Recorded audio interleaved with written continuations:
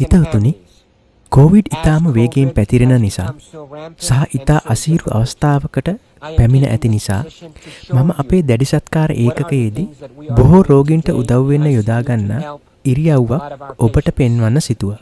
මගේ පාද සහ දණහිස තිබෙන ආකාරය, මගේ වැලමිට පවත්වාගෙන ඇති ආකාරය, අප ඉන්නේ රෝගීන්ට ඔක්සිජන් ලබා දෙන්න ඉතා අපහසු අවස්ථාවක.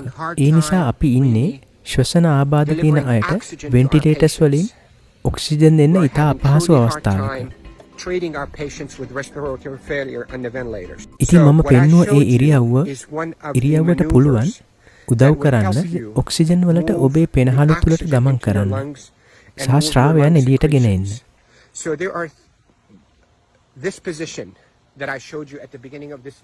විශේෂයෙන් ඒ ඉරියව්ව උදව් වෙනවා පෙනහළුවල පහළම කොටසට ඔක්සිජන් ගෙන යන්න. කොවිඩ් වලින් පෙනහළුවල පහළ කොටසට තමයි මුලින්ම පහර දෙන්නේ. ගම් වගේ ඝන දීරයක් තනලා පෙනහළු අවහිර කරලා ශ්වසනය නවතා දමනවා. අවසානයේ හුස්ම හිරවීමේ තත්ත්වයක් ඇති කරනවා. බොහෝ අධ්‍යයන කිසිම සැකයක්කින් තොරව මේ ක්‍රමය ඔක්සිජන් පෙනහළු තුළට යවන්න හොඳම ක්‍රමය බව සොයාගෙන තියෙනවා. එම නිසයි අපේ දැඩි සත්කාර කණ්ඩායම රෝගීන්ව බඩ යටට තියන්නේ. නමුත් මම මුලින් පෙන්වූ ඉරියව්ව ඊටත් වඩා හොඳයි. එහිදී ඔබ දණහිස සහ අත්වලින් ඉන්නේ වැලමිට එහෙම තියලා හිස ඒ මත තියනවා. ගැඹුරින් හුස්ම ගන්න, ඊට පසුව කහින්න. මේ ක්‍රමයට කියන්නේ ප්‍රෝනින් කියලා. ප්‍රෝනින් PRONING ප්‍රෝනින් පොසිෂන් තමයි මේ ඉරියව්ව. ඔබ අන්තර්ජාලයේත් සොයන්න. ඔබට තවත් මේ ගැන පැහැදිලි කිරීම හමුවෙයි.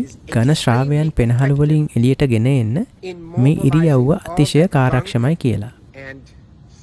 පෙනහළු වල පතුලේ නැත්නම් පෙනහළු වල විශාල කොටසේ ඇති මේ ගම් වගේ ශ්‍රාවය එහා මෙහා කරලා කැස්ස මගින් එළියට ගන්න පෙනහළු වලට නැවත ඉඩ සලසලා ඔබේ පෙනහළු කොවිඩ් වල හුස්ම හිර කිරීමෙන් ආරක්ෂා කරනවා. අත්සේදීම, නාසය නොඇල්ලීම, මුව වැසුම් පැළඳීම අතිශයින් අත්‍යවශ්‍යයි. හැමෝම ඒ ගැන කතා කරනවා. මම ඔබට පැහැදිලි කරන්නේ දැඩි සත්කාර ඒකකයක හදවතේ සිටයි. ඊයේ අපිට ඊටාම කනගාටුදායක දවසක්. අපි ඒකට කීවේ D-Day කියලා. ඔබ අහලා ඇති දෙවන ලෝක යුද්ධ සමයේ D-Day එක ගැන. දැඩි සත්කාර ඒකකයට D-Day කියන්නේ මරණ ගොඩක් සිදුවන දවසක් කියන තේරුම. ඊයේ එහෙම වුණා කොවිඩ් වලින්. මේක විහිළුවක්වත් ගොතපු කතාවක්වත් නෙවෙයි. අපි දත්ත සකස් කරලා කියනවත් නෙවෙයි. අපි දොස්තරලත් දත්ත සකස් කරනවා කියලා ඔබ හිතනවා නම් එහෙම හිතුවට කමක් නැහැ. නමුත් මට කතා කරන්න මම පෙන්වන්නම් කොහොමද රෝගීන් අනවශ්‍ය ලෙස මේ යන්නේ මේ කොවිඩ් වෛරසයෙන් කියලා.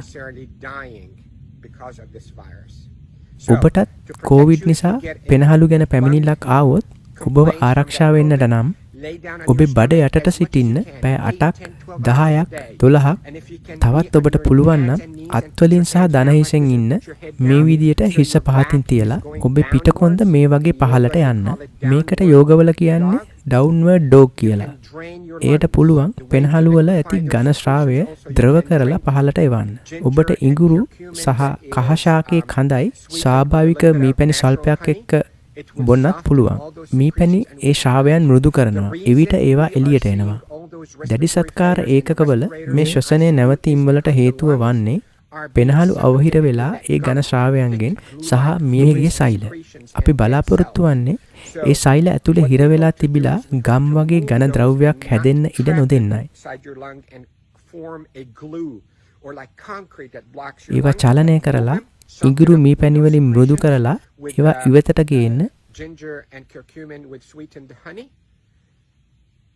උදරයේ ඉහළින් තබාගෙන ඊටත් වඩා හැකිනම් දණහිස් වලින් සහ වැලමිටෙන් සිට හිස පහතින් තබාගෙන ඔබේ පවුලේ කෙනෙක් ඉන්නවා නම් ගොඩක් ඔබේ ළඟට නොවි ආරක්ෂා වෙන්න දන්නා ටිකක් පපුවට තට්ටු කරලා ඒ ශ්‍රාවයන් ටිකක් චලනය කරන්න උදව් ගන්න.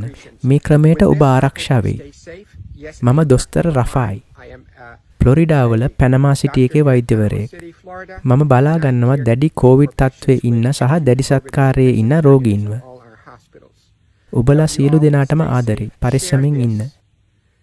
මේක බෙදා හරින්න. මොකද මේ ප්‍රෝනින් ක්‍රමය දැඩි සත්කාරයේ ඉන්න ජීවිත බේරනවා. ඔබලා සියලු දෙනාටම ආදරේ.